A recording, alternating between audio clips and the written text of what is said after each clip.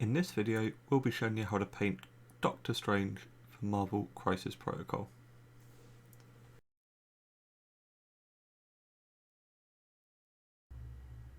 Welcome back to Painting Protocol, Marvel Crisis Protocol painting videos by the Tales of War Games. Now in this video we're going to be painting Doctor Strange, and as you can see I have left him away from his magical powers because it's a lot easier to paint him when he's not attached to this. I've basically just added a little bit of sprue onto the bottom of his foot, and then that way once we've finished painting him we can snip it off, tidy up underneath there, and then glue him to the base. So there's going to be two main steps for this. You've got obviously all of the blue robes on him, and then you've got the red cape. You do also have the yellow kind of section and the white trim, but the main two colours are going to be this blue and red for him. So the first colour we're going to be doing, and this is going to be on all of his robes, apart from this middle section here, we're going to be leaving that, and like we said, this belt, but everything else we're going to be doing in Talassar Blue, which is a contrast paint. This will give us a nice just even cover across and a nice base coat to start off with. And you just want to go over, it is bright to start off with, that's not a problem. We just want to make sure that we kind of get into all the nooks and crannies. It's almost giving you a base coat as well as a wash shade at the same time. On the areas when you get up towards the belt, because it is going to be yellow, try and just be as careful as you can, because contrast paint, it is quite heavily pigmented, so if you get a bit of blue on there, it is quite hard to then cover over, especially with such a light colour like yellow. But you just want to go around, you want to cover all of these different areas, and we are going to darken this down and add some highlights on as well, but like I said, this just kind of gives you that initial base coat, which is what we're looking for. And you want to go all the way around these.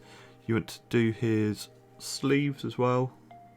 Of course, trying to be as careful as you can when you get up towards his arm, because we're going to be doing that in a skin colour, so you don't want to get this blue here. The area here, just want to cut in around this shape, because that's going to be white, as I've just got a bit of paint on it, but we can tidy that up. But yeah, just try and be as clean as you can. So you want to be doing this bit, the sleeves, and then just behind, if we can see behind the cape, you want to be doing behind the legs here, obviously, and then behind in the chest piece up there. So we'll get that step done and we'll be back for the next step. And with that Talassar blue dried, you can see all of his robes are already nicely shaded. It's got a nice different colour. We're going to be adding some more highlights onto him a bit later. But the next thing we want to be doing is this cape. Now, as you can see on the cape, there is a little bit of a trim that goes all the way around. This is going to be a yellow colour. We're going to ignore that for the time being. We're going to be going into here. We're going to be going under all of this. And then we're also going to be going onto his little kind of hood part here that's around his head, and we're going to be using another contrast paint for this. We're going to be using Blood Angel's Red. It's a nice kind of rich red, but again it gives you that nice easy base coat. I mean, you could go in through to Mephiston Red, but we're going to be using this as the first layer, just going through, making sure it's nice even coverage everywhere, nothing pooling, but you want to make sure that in all the recesses the colour is settling. Now if you do get a bit on the trim, that's not really an issue, you can tidy it up with some German camo beige, but you just want to go through, you want to tidy it, get nice even coverage across everything, make sure that the whole area is covered in the colour that you want. You may find that after this dries that you want to do a second coat just to get a richer colour. But what we'll do, we'll fill all of this in, and like I said, you want to do that area there, you want to do all behind here, and then you probably might need to switch to a smaller brush to do this, but you want to be going in all around this area as well.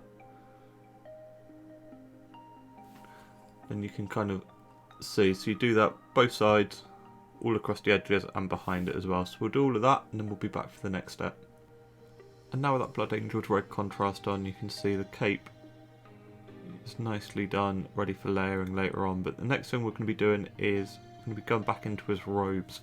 And for this we're going to be using Hoeth Blue.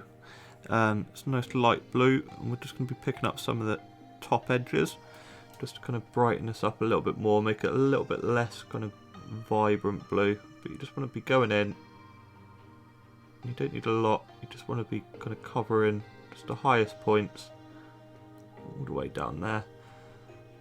You're just kind of picking out all the highest details of it, just letting the contrast do most of its work.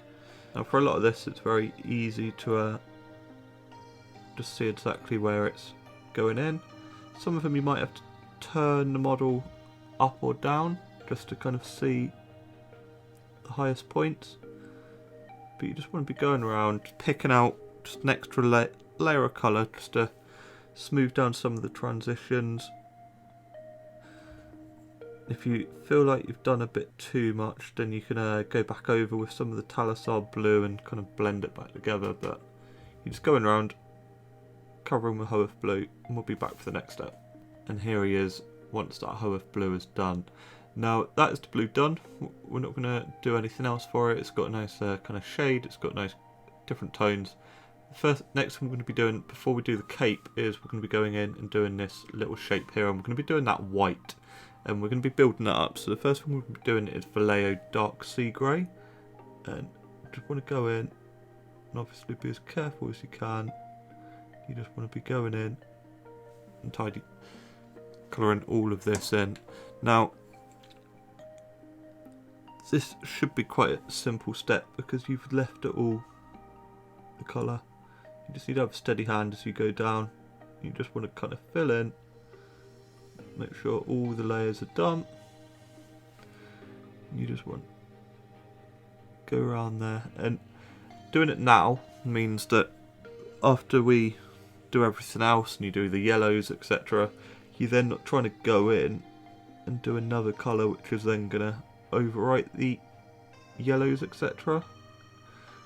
So if we do that now, like that, we'll let that dry and then we'll go in with the next colour for it. And now after that, what we've done, we've gone in with Vallejo Sea Grey just to give it the white colour. We're not going to use pure white just because the area is so small. It's just pointless trying to highlight it, and it'll probably go into the blue and make a mess. So this colour is a good solid white colour anyway, with a little bit of a grey tinge, so that should be fine. So the next step we're going to be doing is going on to the cape. So with the white done, we're going to be doing the cloak next, and what we're going to be using is Evil Sunz Scarlet just as the first layer colour.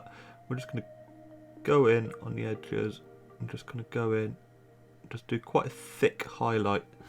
You can see there it's just quite a thick highlight that kind of brings out the top layer, adds an extra section of colour while going through into that darkness of the contrast paint. For the end here, we're not going to do anything as extreme. On the edge, top part here, again we're just going around with that colour.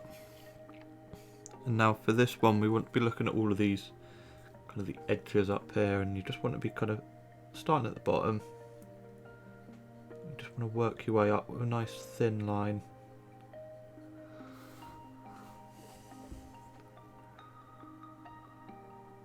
You just want to make sure that you've got paint nice and thin, and then you can just kind of pull the brush up. You just want to pick up the highest edge. You don't want anything too extreme, because with the contrast paint that is the kind of main colour. But yeah, you just want to go in, you want to do all of these. You can kind of see where it's settled, where there's kind of the high ridge lines. We're just going to go around, we're going to pick out all of these, just kind of do as much as we can, get the nice blending between the light and the darkness of the cape, while kind of trying to maintain most of that contrast colour in there. And we'll just go around, we'll do all of this. When we get around to the inside, we're going to do the same. We're just going to find those kind of highest points and kind of start filling out those parts there. And then when you get into this part, you probably just want to do one thin line in and out just to highlight it. So we'll go around, we'll kind of pick out all the top parts of it, and then we'll be back for the next step for the cape. And now with this cape, you can see it's all nicely highlighted up. For the under part, we've just done that. It's nothing exciting, it's just a kind of nice edge highlight around the side, and then just certain higher parts just going all the way up. You don't want anything too crazy because he does have quite a dark cloak. The next thing we're going to be doing is using Vallejo Yellow Ochre, and this is going to help us build up that initial yellow colour. Now you need to kind of paint this quite thinly because it is a yellow paint, so it will take a couple of layers to go on smoothly, but you just want to be going along the whole entire trim. For the front part, you want to be doing this strap here with this bit here, and then you want to be going in and getting that top part here, as well as just parts that go all the way down on the cape and inwards. So we'll highlight all of that. You want to do this edge as well as the under part as well. Now you see that there is red parts here. If you want to tidy that up with German camo beige first, or kind of beige, whatever beige colour you've got to make the yellow go on a lot easier, then do that. Now in the pictures for the model, he does have yellow gloves as well, so we're going to do those as yellow as well. So we'll get all of those done in Vallejo Yellow Ochre, and then we'll come back for the next. And now with that yellow ochre all done, you can see it's slowly beginning to look like his cape. What we're going to do though is make that yellow pop a little bit, and we're going to be using a yellow glaze. Now you can use the discontinued Citadel Lamenter's yellow, but obviously that is discontinued and hard to get. You can use Vallejo yellow ink. Now if you thin the yellow ink with about 3 or 4 parts water, you get a very similar glaze to a Lamenter's yellow, and this will go straight over the top. And as you can see on the yellow ochre, if you compare the two, it just makes it shine a lot more, becomes a lot more vibrant yellow. And what you'll see, as that yellow glaze kind of layers up, it really starts shining and making that yellow pop. So if we can see the difference there, you can kind of see how bright the yellow is there against the yellow ochre. If you just put the yellow glaze over the top like so, you can see just what it will do. So just go around all the bits that you've done yellow ochre, just cover it in a yellow glaze. Like I said, Vallejo yellow ink will do it, but you will need to dilute it because it is a very, very vibrant yellow. But just go around, make sure it's all done. Do the sides of the cape as well, and this little band here. I have painted his the time gem, his necklace where the time gem was in the yellow, but I'm actually going to do that in a gold colour in a minute, so ignore that part, but everything else do in the yellow glaze, and we'll be back. Now with that yellow glaze, you can see it's really brought that yellow to life. Next thing we're going to be doing is Guillaman flesh contrast on the face and the hands. Now I did say the hands I was going to do yellow, but after looking at it again, I decided I wanted to do it a more fleshy colour, having kind of casting without any gloves on. So, like always, just make sure it is a nice thin coverage. You want to make sure that everything is covered though. If there's any pooling, then just pull it around and make sure there's nowhere whereabouts it's completely flooded. You just want to do the hands, and then like I said, the face as well. Try and kind of stay whereabouts his face is and not into the hair. We are going to do the hair a blacky grey colour in a minute, so that's not too much of an issue if you do get a bit on there, but just try and not cross-contaminate as much as possible. You just want to make sure that every angle is covered and all of the hands are completely done. And then the face, again, you just want a nice even cover across it all. And you just want to be a little bit careful when you get around near the yellow and the red of the cape as well. You don't want to get anything on those bits, but just put it on, pull it all the way down so it kind of goes into all of those crevices and mop up anything that's too thickly done, and then we'll be back for the next step. And with the flesh tone done, we're now going to be doing the black for both the hair and the shoes. There's nothing else that needs doing in black, so all that we're going to be doing is just full colour. We're going to be going back over this in a bit with grey, especially for his hair, because he is meant to be a bit of an older gentleman, shall we say. And then the boot we will obviously be highlighting up through grey again. So like I said, you just want to be careful when you do all of this. Just make sure you only get the hair. For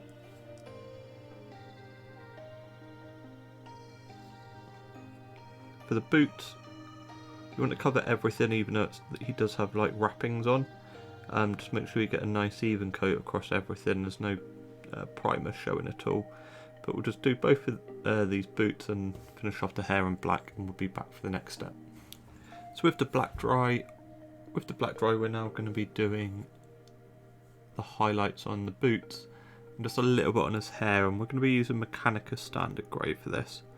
So for the hair, we kind of want to cover most of the hair because he does have grey hair, and we'll probably do another highlight after this as well.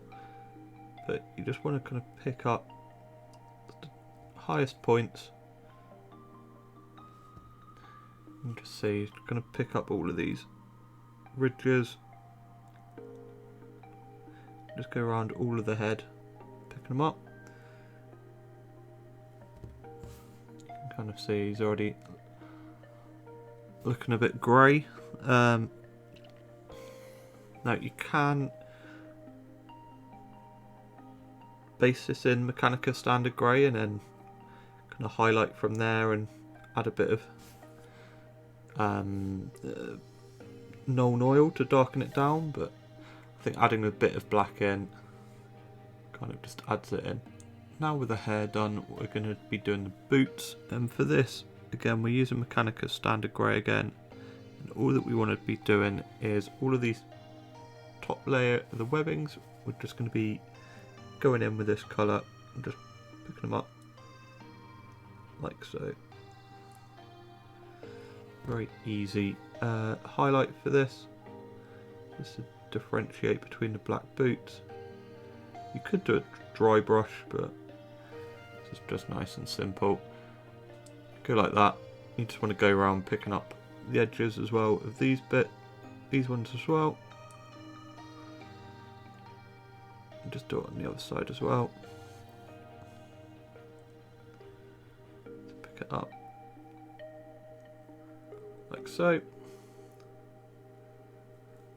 And what we'll do, we will paint up his magical rings, do the base, get him attached.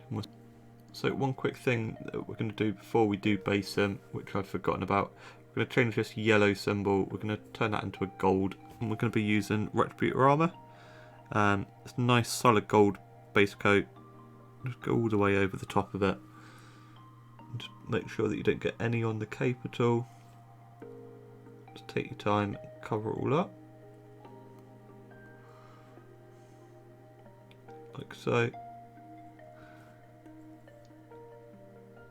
Then once you've done that, just hit it with a Guillaman Flesh Wash, a contrast paint to just go over the top of it. We'll dull it down, make it a bit darker.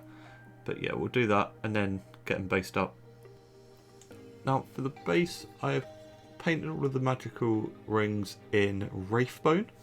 And what we're going to be doing, we're going to be using Iyanden yellow contrast paint, and we're basically going to cover it all just to give it that initial kind of yellowy orangey base coat.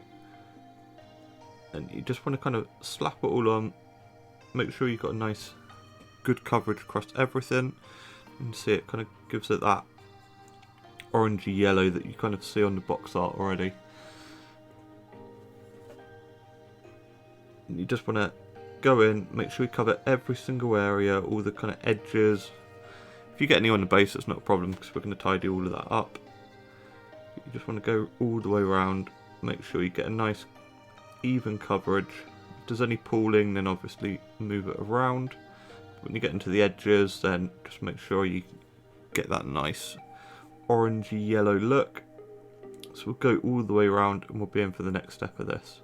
And with the contrast done, you can see it's kind of given a good base yellow coat with a bit of an orange, but the problem is it's quite messy.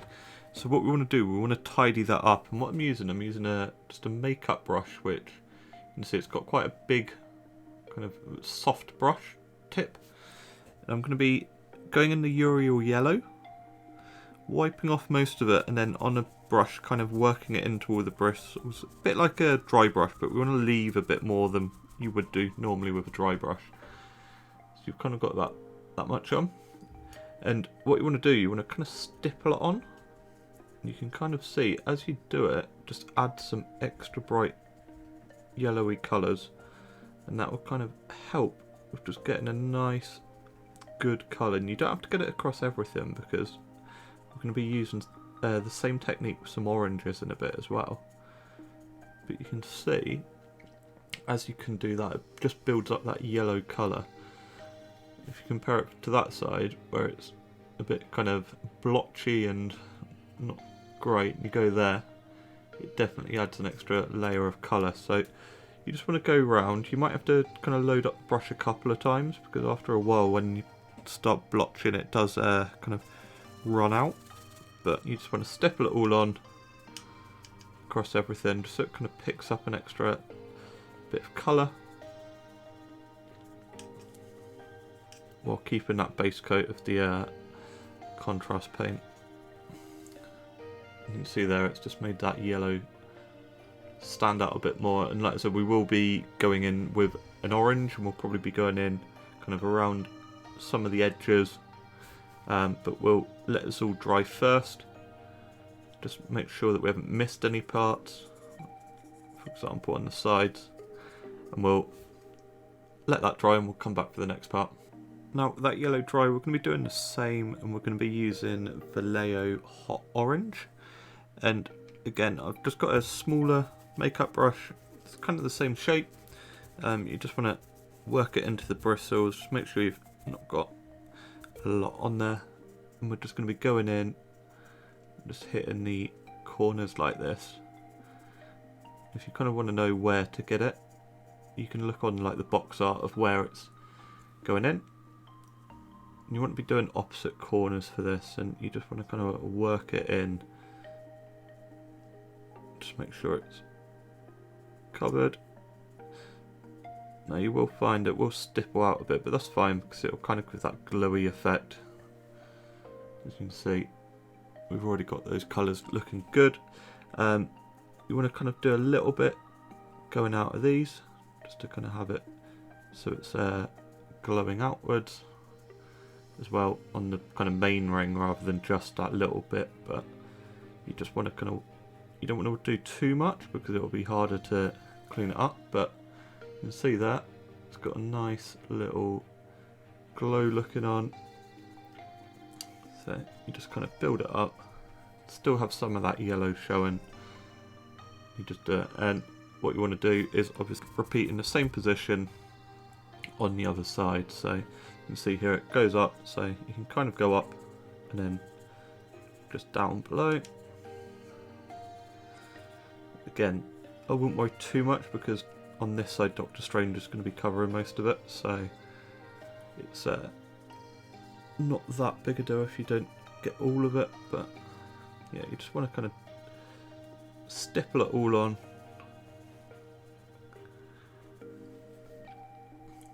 And just have a nice glow. Now you could do a dry brush for this and it would probably have the same effect, but you're going to kind of struggle to get that kind of extra bit of a stipple on there, like the kind of fanning out of bits, so it might be a bit harder to do that, but if you kind of prefer, you find it easier, then that's fine. If you don't have kind of one of these makeup brushes, you could use a bit of foam over a kind of kitchen sponge or something from like a packing, and you could literally dip it in. Again, you dab it off on a bit of paper, so you've got some on there, and then you just sponge it on like that, and that will kind of give you a nice colour. So that's basically it. We'll do the bottom of the base, get Doctor Strange attached to it, and we will see the finished result. And there's the finished model. If you like that video, please hit the like and subscribe button to help the channel grow. Check out the Tales of Crisis podcast, where we chat all things Marvel Crisis Protocol. If you want to see any specific characters painted up for the Painting Protocol series, let me know in the comments below, and we'll be sure to cover them in future episodes. But until next time, take care, and we'll see you soon.